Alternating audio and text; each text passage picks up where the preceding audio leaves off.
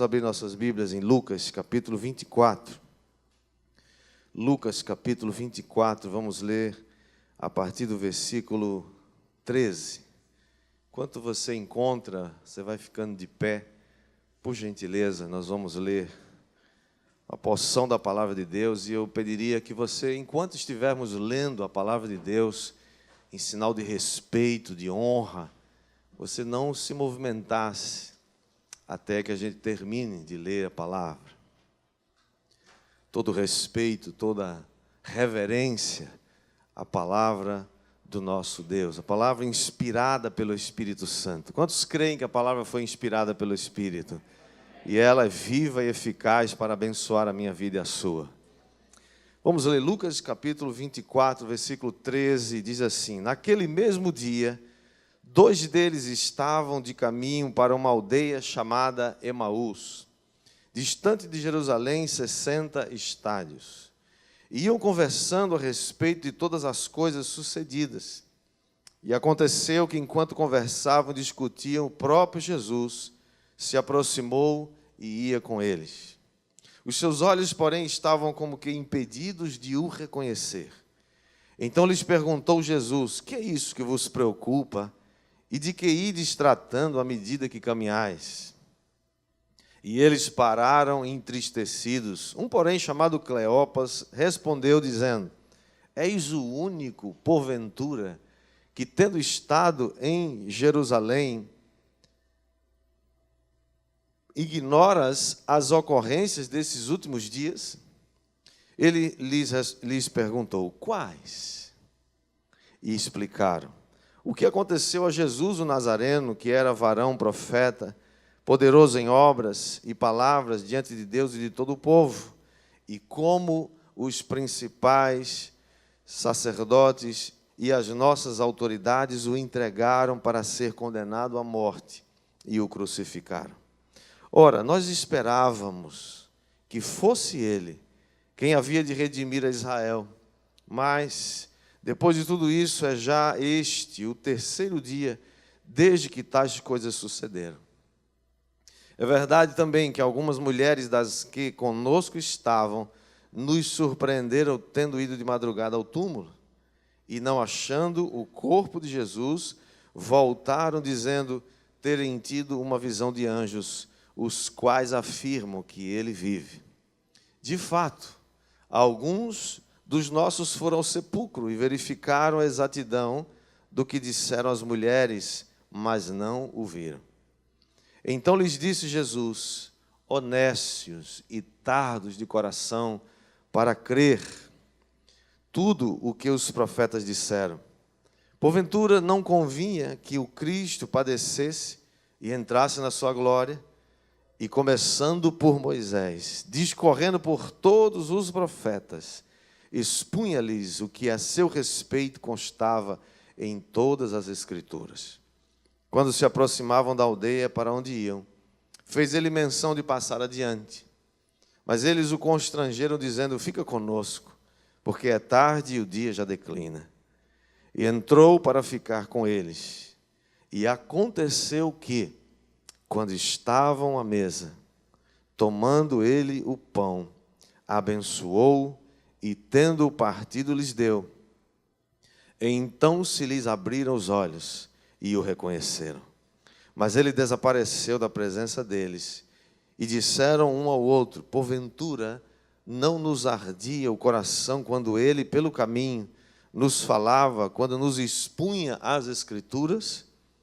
E na mesma hora, levantando-se, voltaram para Jerusalém, onde acharam reunidos os 11 e outros com eles, os quais diziam: O Senhor ressuscitou e já apareceu a Simão.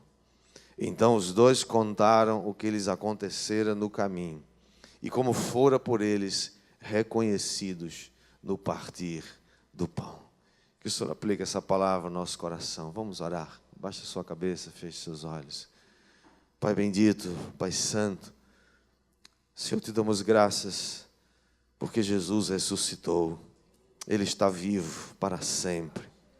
Ele apareceu não somente a esses 2 discípulos, mas o Senhor apareceu a muitos discípulos pelo espaço de 40 dias aqui na terra, e o Senhor continua aparecendo hoje. O Senhor está aqui hoje, nessa noite. O Senhor está presente nesse lugar. Nós podemos crer, nós podemos confiar que a Tua palavra é verdadeira, é poderosa, é viva, é eficaz. O Senhor é poderoso, o Teu Espírito Santo é poderoso para ministrar as nossas vidas nessa noite. O Senhor é poderoso para trazer revelação na Tua palavra. Espírito Santo, inunda esse lugar mais uma vez, e que esse ambiente seja próspero, seja, Senhor, eficaz, o ambiente seja energizado, Senhor, pela bênção do Teu Espírito, e os nossos corações sejam aquecidos, Senhor, ardam como aqueles corações daqueles discípulos ardiam, quando o Senhor expunha-lhes as Escrituras, enquanto o Espírito Santo ministra, abençoa, Senhor, e nos dá a porção que nós precisamos para esta noite, para esse dia. Em nome do Senhor Jesus te pedimos. E todos dizem amém. Você pode assentar, queridos.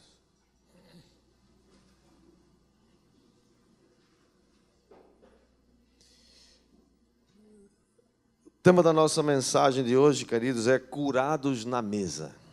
Diga comigo, curados na mesa. Você já viu alguém curado na mesa? Alguém perguntou, mas é a mesa de cirurgia? Não, não é a mesa de cirurgia, é a mesa que a gente come. É a mesa onde nós nos assentamos. É a mesa, toda mesa, onde Jesus se assenta para comer com a gente. Pode ter certeza que ali vai ter cura. Nós estamos diante de um texto pós-ressurreição de Jesus. E um texto muito conhecido, que ficou conhecido como a história dos discípulos de Emaús. São 2 discípulos que estão caminhando de Jerusalém para uma cidade ou uma aldeia chamada Emaús, distante aproximadamente 11 quilômetros de Jerusalém. Algumas versões falam 60 estádios. Um estádio romano era aproximadamente 185 metros, então dá mais ou menos 11 quilômetros. Eles estavam saindo de Jerusalém, como tantos fizeram, como Pedro fez, foi embora pescar. Jesus está morto, morreu, acabou o sonho.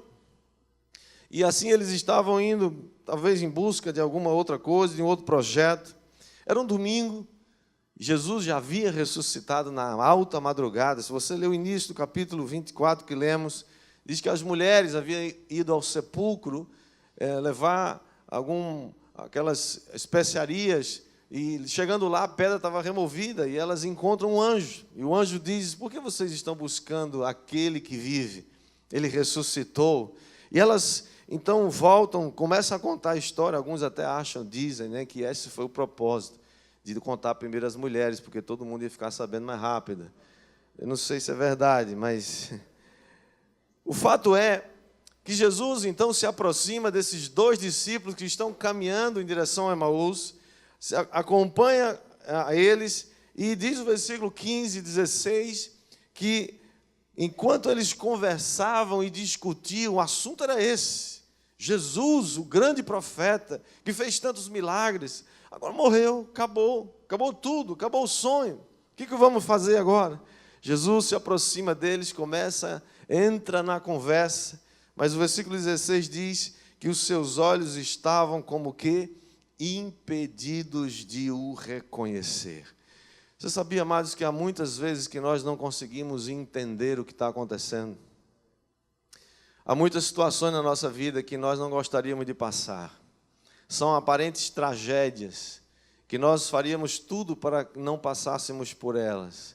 Mas saiba de uma coisa, na vida do cristão, na vida do servo de Deus, na vida do homem de Deus, a mulher de Deus, não tem acasos, não tem tragédias. Na vida do servo de Deus, Deus permite, na sua onisciência, na sua onipresença, na sua sabedoria infinita, Ele permite que passemos por provas, por lutas, porque Ele está nos treinando para nos levar adiante. Ele está nos treinando para sermos mais efetivos. Quem recebe, diga amém.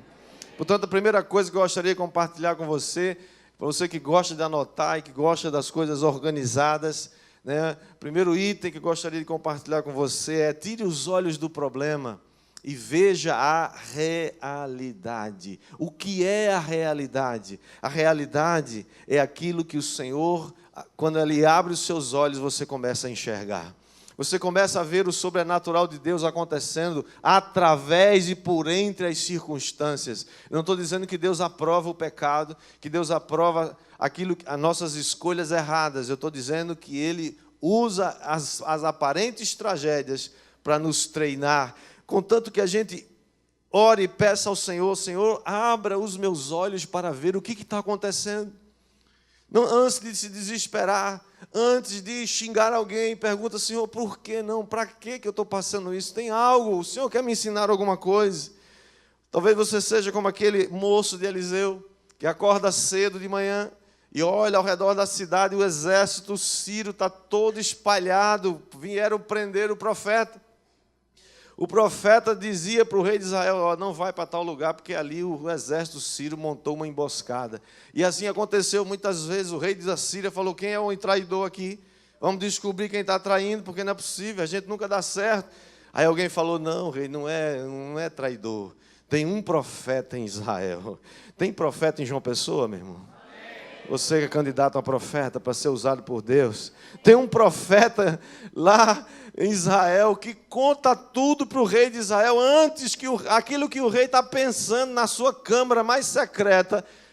O profeta sabe, Deus fala para ele e ele fala para o rei e a coisa é desse jeito. E o rei falou, então manda prender esse homem. Manda o exército lá, vai buscar esse homem. E ali eles amanhecem o dia.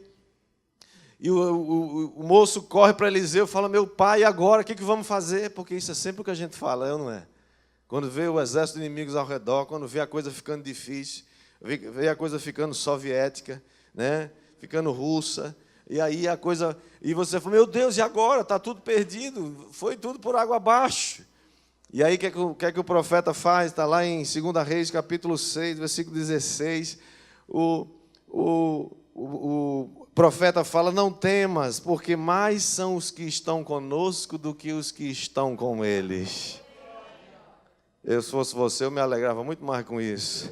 Porque isso não é só para o moço de Eliseu, isso é para mim e para você. A Bíblia diz que o anjo do Senhor acampa-se ao redor daqueles que o temem e os livra. Isso é uma promessa para aqueles que creem, para aqueles que recebem.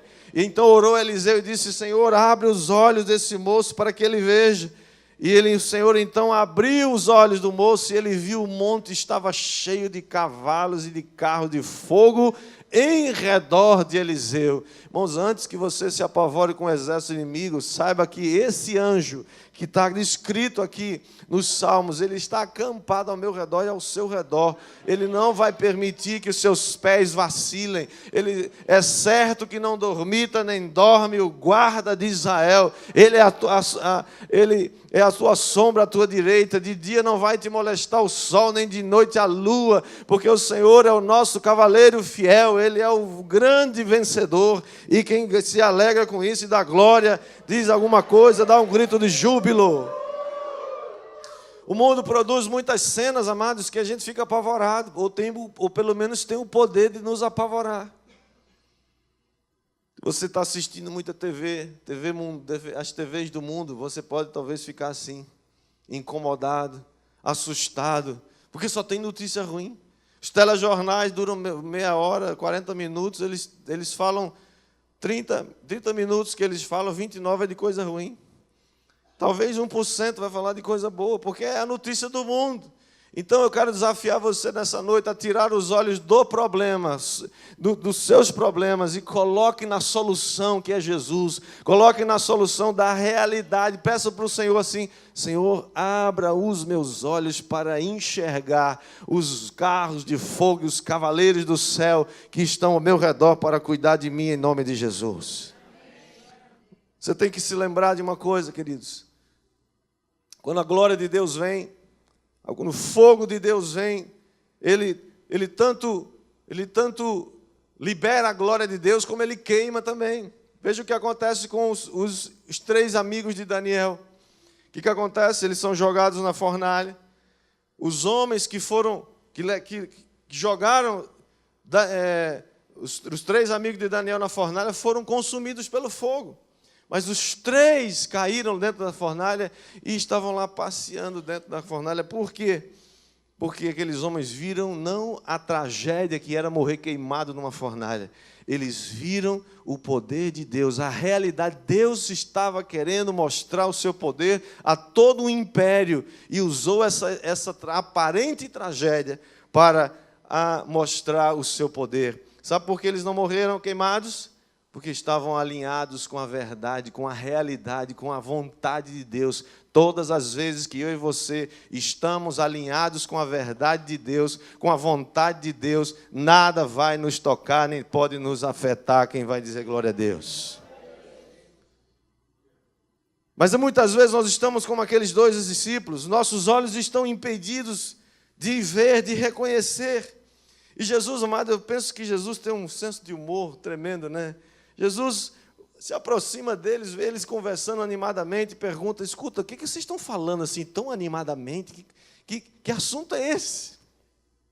E os camaradas dizem, na Bíblia diz que os caras estavam assim, né, pararam entristecidos, tipo assim, surpresos, perplexos, né? E fala: escuta, és tu o único peregrino em toda Jerusalém que ignoras os últimos acontecimentos? Você não assiste a CNN, você não assiste a Globo, as notícias, as TVs aí que estão dando as notícias, né? E Jesus, mais uma vez, né, faz aquela pergunta: mas você morre de rir com um negócio desse. Jesus olha para eles e fala: quais acontecimentos que vocês estão falando? Aí eles começam a desfiar. Você pergunta: como é que você está, meu irmão? Tudo bem? Ah, pastor, você não tem ideia. Olha, aconteceu isso, eu estou mal. Eu estou assim, o capeta se levantou. Irmão, nunca vi tanto crente dar tanto credo ao diabo. Tudo é o capeta. O diabo se levantou contra... Irmãos, não fica dando crédito a quem não tem. Quem já viu Deus perder para o diabo? Nunca. Você está nas mãos do Senhor, está ou não está? Você é filho de Deus ou não é? Então confia nele. Mas nós estamos muitas vezes, né, totalmente desapontados. Né? O Marcos capítulo 4, versículo 19, diz que as preocupações da vida podem tornar a palavra de Deus infrutífera em nossas vidas. Você sabe por que tem vezes que a gente lê a Bíblia, a gente escuta uma palavra e parece que a coisa não entra, você não recebe? Porque muitas vezes nós estamos encharcados de preocupações dessa vida. Preocupados com o dia da manhã. Sabe o que é preocupação? É uma pré-ocupação, é uma ocupação prévia. É você pensar no pior antes. E você já percebeu que, pelo menos, para ser muito generoso, 90% das nossas preocupações não acontecem? É só ocupação prévia inútil, que sobrecarrega nosso pensamento, nosso corpo, estraga nosso humor e não resolve nada. Portanto, a segunda coisa que eu quero compartilhar com você é: não deixe que os desapontamentos dessa vida lhe impeçam de ver o sobrenatural de Deus na sua vida. Deus age no sobrenatural. Deus, o natural que a gente vê, irmão, já é um resultado do sobrenatural. Quem está me entendendo? Um dos discípulos, né, chamado Cleopas, faz aquela pergunta para Jesus e começa a explicar: olha, você não sabe o que aconteceu a Jesus o Nazareno? Um homem profeta, poderoso em obras, diante de Deus e diante dos homens. Ele fez muitas coisas. E mais ainda, o versículo 21 diz: nós esperávamos que ele redimisse o povo de Israel. Irmão, sabe o que muitas vezes atrapalha a vida da gente?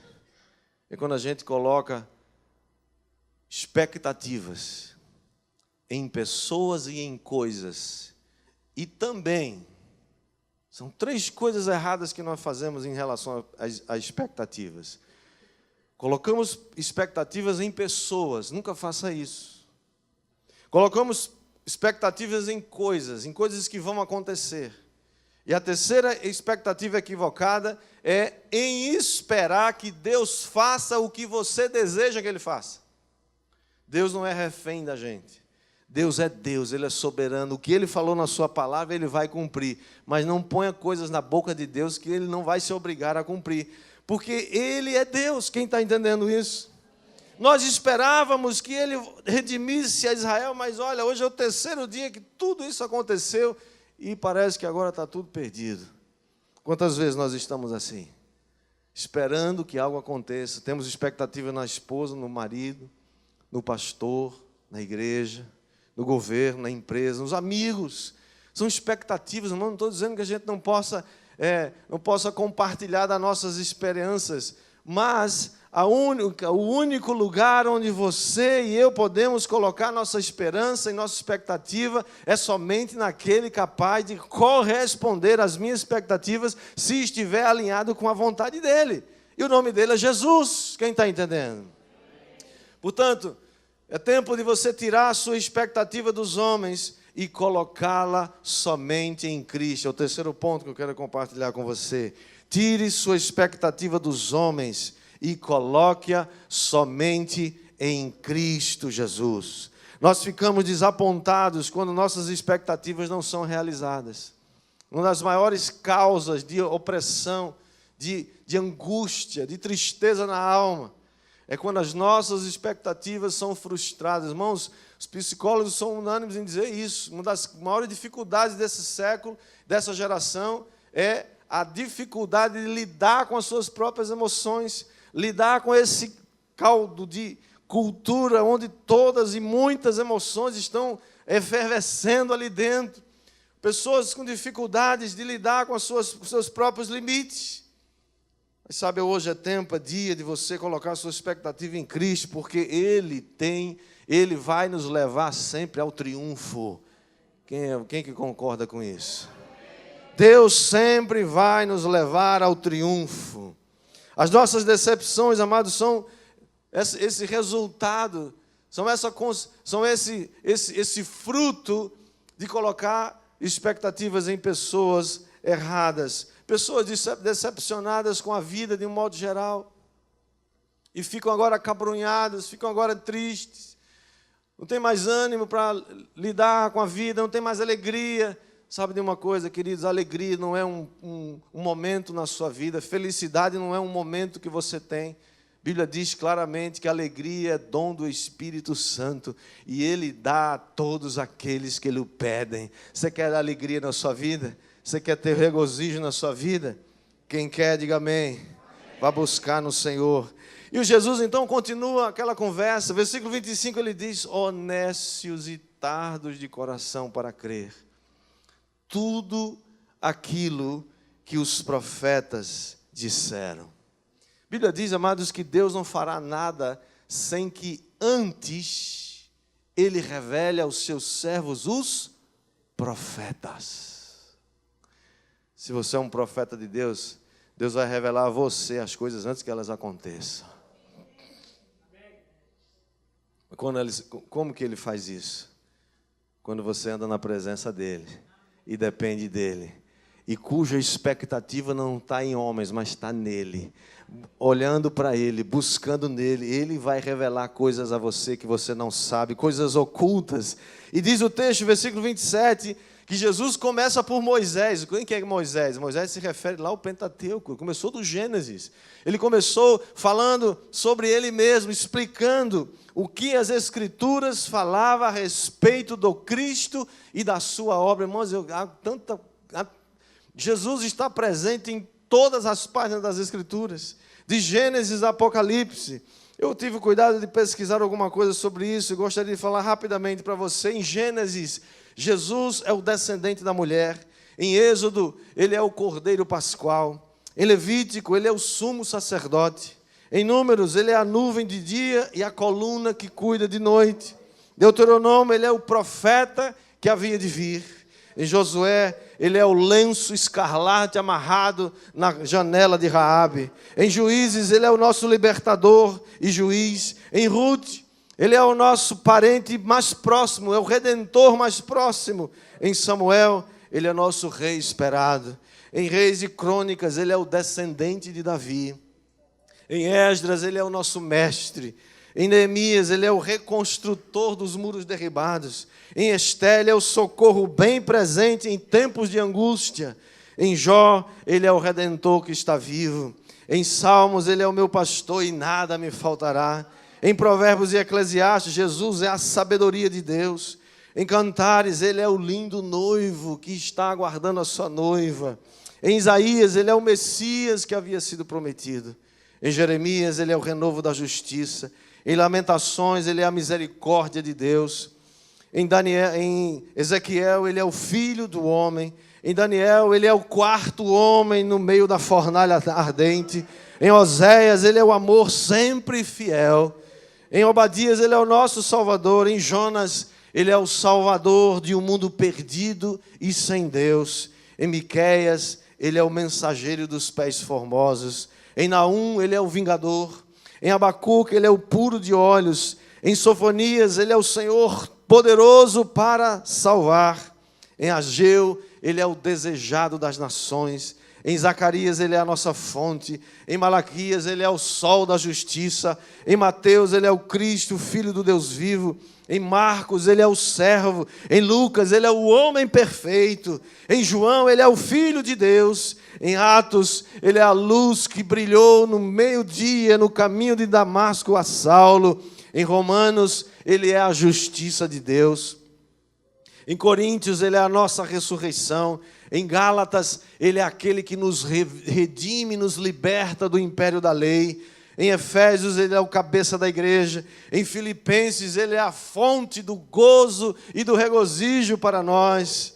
Em Colossenses, ele é a imagem do Deus invisível. Em Tessalonicenses, ele é o Senhor que virá. Em Timóteo, ele é o único mediador entre Deus e os homens. Em Tito, ele é a nossa bendita esperança. Em Filemão, ele é o amigo mais chegado que um irmão. Em Hebreus, ele é o sacerdote eterno. Em Tiago, ele é o Senhor que cura. Em Pedro, Jesus é a pedra angular. Nas epístolas de João, ele tem a ternura do amor. Em Judas, ele é o Senhor que vem. Em Apocalipse, ele é o Alfa, o Ômega, aquele que era, que é e que há de vir, o Todo-Poderoso.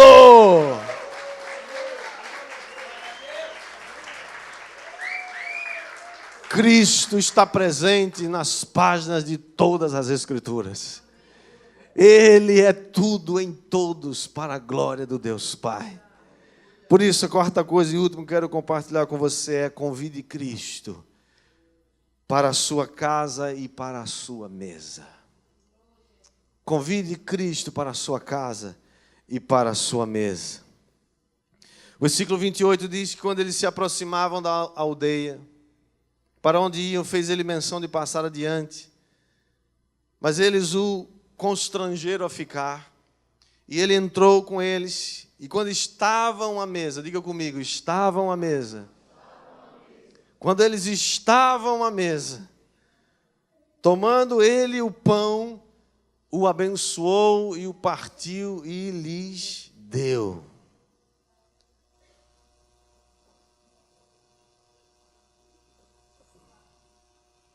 Glória a Deus.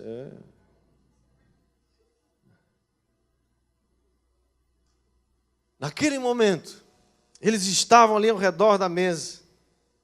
A pergunta, amados, que eu quero fazer para você hoje é: quem ou o que você leva para a sua mesa, ou convida, ou tem convidado para a sua mesa? Quem são as pessoas com quem você se assenta para comer? Quem são as pessoas com quem você se assenta para compartilhar e repartir algo? Jezabel era a mulher de Acabe, um rei ímpio e uma mulher mundana. Ela sabia o valor da mesa. É tanto que ela queria que os profetas de Deus comessem na sua mesa, para receber da sua influência. Todos nós temos que ter mesa para repartir o que temos. Você e eu temos uma mesa. A pergunta é: você tem repartido a sua mesa com alguém? Ou a mesa é só para você? Jesus comeu muitas vezes com seus discípulos enquanto ele estava aqui entre nós. A mesa fala de influência. A mesa fala de generosidade, de revelação, de intimidade. A mesa fala de cura. Quantos relacionamentos já foram curados quando pessoas decidiram se assentar ao redor de uma mesa e pelo menos conversarem sobre o assunto? Quantos já se assentaram ao redor de uma mesa e saíram dali com seus problemas resolvidos? Quantos de nós já se aproximou da mesa do Senhor, chamada comunhão dos santos, para comer do pão e tomar do vinho? E quantos de nós já fomos curados em nossos relacionamentos? Quantos de nós já foram curados nas suas doenças e enfermidades? Quem está me entendendo? Aqueles discípulos estavam ouvindo, passaram um tempo ouvindo Jesus ministrar. Você já imaginou Jesus? Já imaginou aqui você chegar aqui terça-feira e ter aqui Jesus esperando por você para ministrar as Escrituras? Aqueles 2 discípulos tiveram um privilégio que eu e você não tivemos, de ter Jesus pessoalmente. Ele vai estar aqui terça-feira espiritualmente falando. Amém ou não amém? O Espírito Santo vai estar aqui conosco. Mas eles expunham as Escrituras, mas sabe, nós podemos ouvir as Escrituras e ainda assim não conhecermos Jesus, não termos intimidade com Ele. Conhecemos as Escrituras, conhecemos pessoas que conhecem Deus, mas ainda não conhecemos a Jesus intimamente. Muitos estão como aqueles discípulos, estão a par das últimas notícias, mas ainda estão muito desapontados com Jesus ou com alguém. Nessa noite, queridos, eu quero declarar sobre a sua vida: todos nós estamos sendo chamados para nos assentar à mesa com o Senhor. Onde você faz isso? Agora mesmo você está sentado à mesa do Senhor. No seu TSD você está sentado à mesa com o Senhor. Seu tempo a sós com Deus, na leitura bíblica, no tempo que você está em comunhão com o Espírito Santo, você está sentado à mesa do Senhor. Quando você se reúne com sua célula para ouvir, para conversar, para compartilhar das coisas de Deus, você está sentado a uma mesa e está recebendo de Jesus. Porque aqueles que querem Jesus vão buscar de Jesus. Aqueles que amam Jesus vão convidar Jesus para sentar-se na sua mesa. Aqueles discípulos nem tinham conhecido Jesus ainda, mas eles sabiam que aquele que lhes expunha as Escrituras pelo caminho, por quase 12 quilômetros, era alguém que valia a pena eles convidarem para se assentar na sua mesa. O sangue daquela mulher que tinha um fluxo de sangue, amados, era algo muito sério. Aquela mulher decidiu romper no meio da multidão para tocar Jesus, e Jesus pergunta: quem me tocou? Os discípulos ficam espantados: como você pergunta quem te tocou? Tem uma multidão ao seu redor. Sabe por que Jesus perguntou quem me tocou? Porque ele sabia a diferença entre multidão e aqueles que o tocam com a sua alma. Você toca Jesus com o quê? Muitos estavam ali tocando Jesus, estavam ali para ver os milagres, mas aquela mulher precisava de algo. Ela tocou Jesus com a sua alma, ela tocou Jesus com o seu desespero. Enquanto o sangue dela se esvaía, uma hemorragia que já durava 12 anos. Sangue significa vida, irmãos. Muitas vezes nós estamos que nem aquela mulher, a vida vai se esvaindo, o casamento vai se esvaindo, os amigos vão se esvaindo, os negócios vão se esvaindo, a família vai se esvaindo, a tristeza, a dor, a falta de ânimo para a vida. Mas aquela mulher tomou uma decisão: se eu ao menos tocar nas suas vestes, eu serei curada.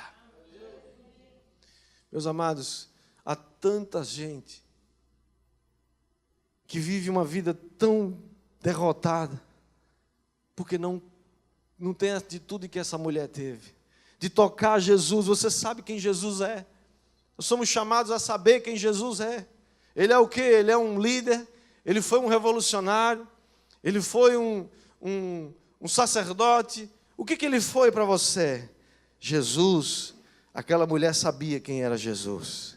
Por isso que nessa noite eu quero dizer para você, e quero convidar você a dizer comigo: eu quero tocar em Jesus.